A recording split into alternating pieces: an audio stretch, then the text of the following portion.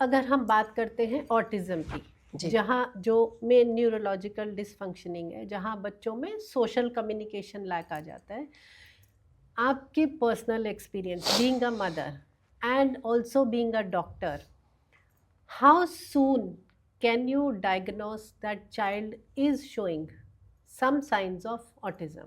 Right. सो Joy के case में क्योंकि मेरे पास ट्विंस थे तो मेरे पास एक कंपैरेटिव मॉडल Right. था। हाँ. दूसरे बेटे और जॉय में डिफरेंसेस दिखते थे, पर Okay. क्योंकि मैं आपको बैकग्राउंड दूं, बर्थ के टाइम पे जॉय को अर्ली ऑनसेट सेप्सिस हुआ था, अच्छा. निमोनाइटिस हुआ था, वेंटिलेटर पे रहा था, इसके जॉन्डिस लेवल्स बहुत हाई हो गए थे, Okay. 42 लेवल क्रॉस हो गया था, तो एक्सचेंज ट्रांसफ्यूजन भी करना पड़ा था। सो जॉय काफ़ी बीमार पड़ा था, तो मुझे हमेशा से एक सस्पिशन था कि बेटे में कोई दिक्कत आ सकती है, तो मैं एक्स्ट्रा कॉशियस रहती थी।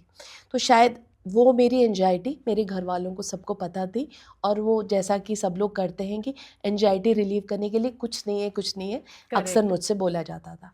1 साल के आसपास मुझे डिफरेंसेस दिखने लगे थे।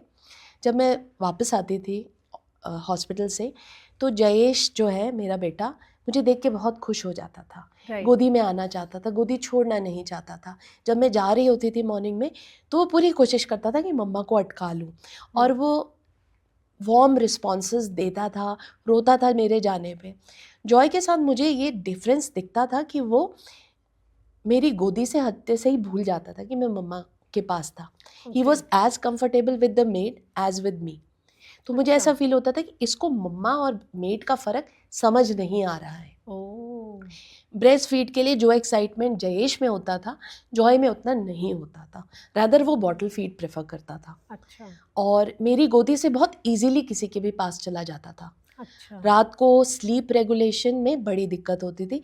जयेश थोड़ा झूला झुलाओ, स्लीपी हो जाता था और बहुत आराम से सो जाता था, और मेरी गोदी प्रेफर करता था। जॉय को बहुत देर तक नींद नहीं आती थी, और उसको ज़्यादातर चीज़ें सूद आउट नहीं करती थी। Okay. सो उसके लिए हमें बहुत गाने पड़ते थे, अच्छा. काफ़ी देर गोदी में झुलाते थे।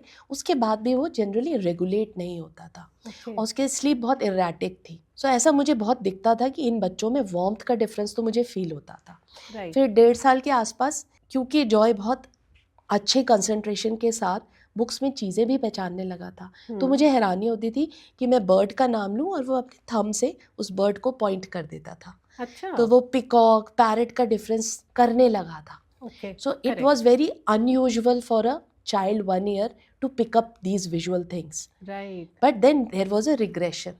The regression happened between 18 months to 24 months. अच्छा. And that's when whatever he had started speaking also, he lost that. So I अच्छा. could see कि ये trajectory जो है ऑटिज्म स्पेक्ट्रम की तरफ जा रही है।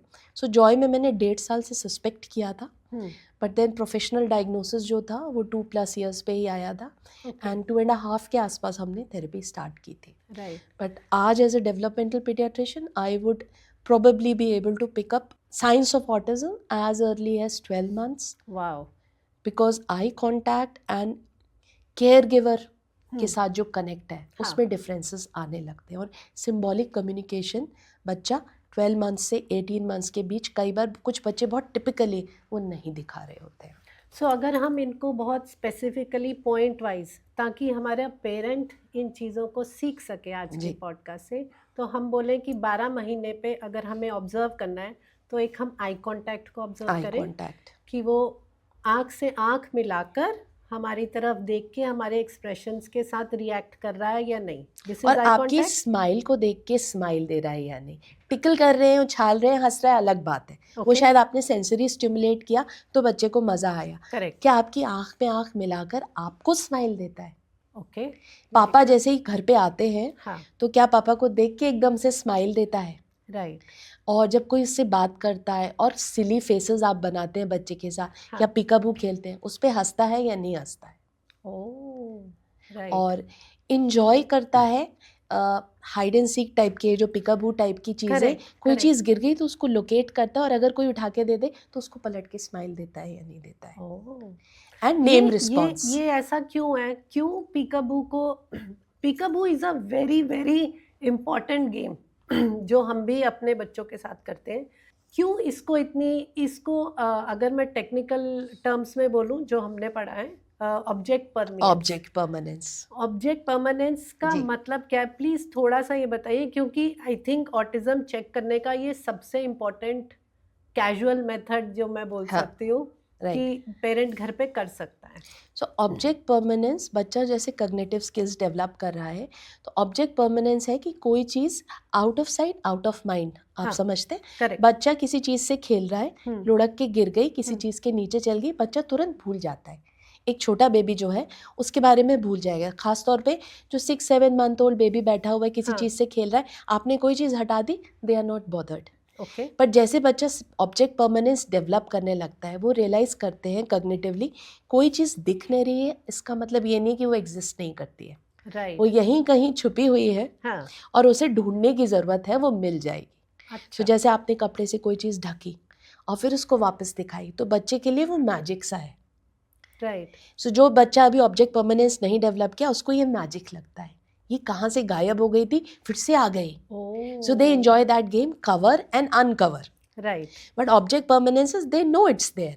So they, if you hide it, they will lift it up and find it. जैसे हम Because बच्चों के साथ खेलते हैं, मम्मी ने मुंह ढक हाँ, लिया, हाँ, तो बच्चे को पता है कि पीछे इसके मम्मी पीछे तो मम्मा है। मम्मा है, हाँ, तो वो हटा के मम्मी और को वो खुद हटा के देखेगा, मम्मा ये रही, करेक्ट है ना? सो मम्मा ये रही, बहुत से बच्चे बोलने लगते हैं, ये राइट। रहा बोल देते हैं। तो ये वाले साइंस जो हमारे ऑटिज्म स्पेक्ट्रम में आते हैं कई बार बच्चे। क्या होता है ऋतु कि कुछ बच्चे ये डेवलप कर लेते हैं, ओके। बट देन जो हमारा साइनेप्टिक रीमॉडलिंग हो रहा होता है, प्रूनिंग स्टार्ट हो जाता है 18 मंथ्स के बाद, 2 इयर्स के आसपास बहुत सिग्निफिकेंट साइनेप्टिक प्रूनिंग होती है। तो उस टाइम पे कुछ बहुत से बच्चों में, I would say around 1/3 of autism kids have regressive autism. अच्छा। So they acquire a lot of skills, but फिर वो 18 से 24 महीने के बीच ये चीज़ें चली जाती हैं, और 2 साल के आसपास पेरेंट्स कहते हैं ये तो ये 1.5 साल पे करता था, 1 साल पे करता था, अब नहीं कर रहा है।